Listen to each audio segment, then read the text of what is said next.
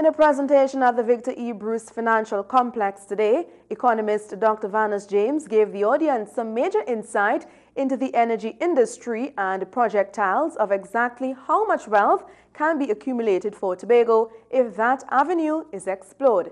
Details in this Patrice Samuel report.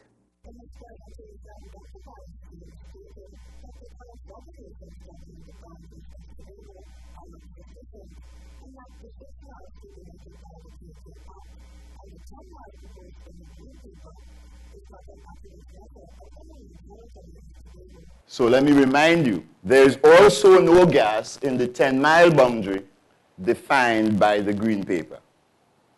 So whether you look from the THA Act today or the projected THA Act tomorrow, no gas inside those boundaries.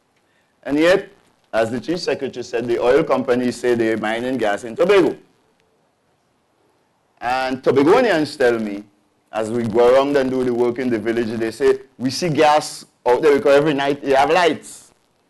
And every day you see platform.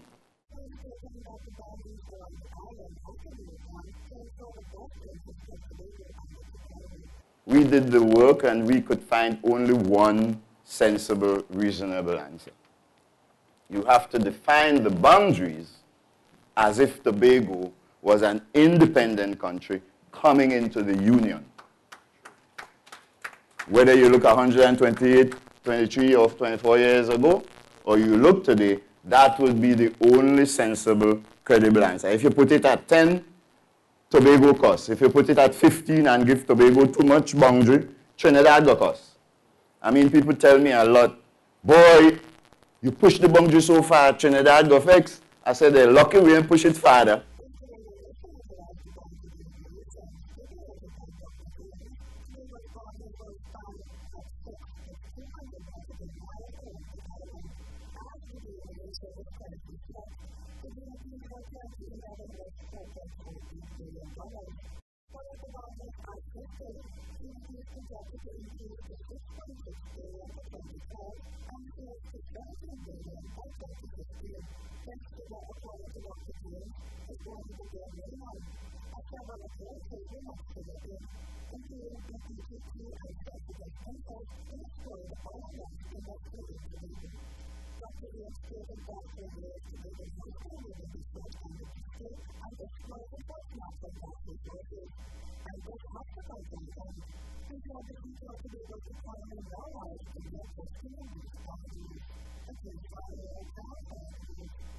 And at the presentation, members of the audience were able to voice their opinions.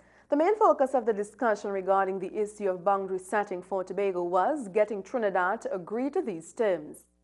Are we allowed to conceive of ourselves, the space and the resources in a way that is unique to our concept of Tobago and its heritage, and where we want our development to go, and then confront, and for me it's Trinidad, confront Trinidad or any part of Trinidad or any group of people in Trinidad and the rest of the world on those terms. Another member of the audience stated that Tobagonians should be careful that while trying to explore the energy sector, we do not end up in internal conflict. One of the main things that may have to happen is a dismantling of the relationships of unfair advantage and oppression. Because when Tobago, if and when Tobago takes more control of itself, we can very well find that the relationship of unfair advantage and oppression shift from Trinidad to Tobago to Tobago to Tobago. But the case which seemed to be of most interest was the overlapping of the borders of Trinidad and Tobago, if Trinidad was to be afforded the same proportion of sea as Tobago. Looking at the petroleum industry, which moves from a 35.8% in 2010 to a 60.7% in 2015. And I know the average person, we're going to say hooray, because that translates to me in terms of some big money that Tobago can get. I see similar variations for the non-petrochemical petroleum industry. But what is very, very frightening to me is that I go down a little bit on that chart, and I'm seeing the agricultural sector moving from 0.7% to 0.4%. And then I'm seeing manufacturing moving from 1.4 to 0.6%. According to members of the audience, it is now up to the government and the people of Tobago to ensure that the energy sector is well managed.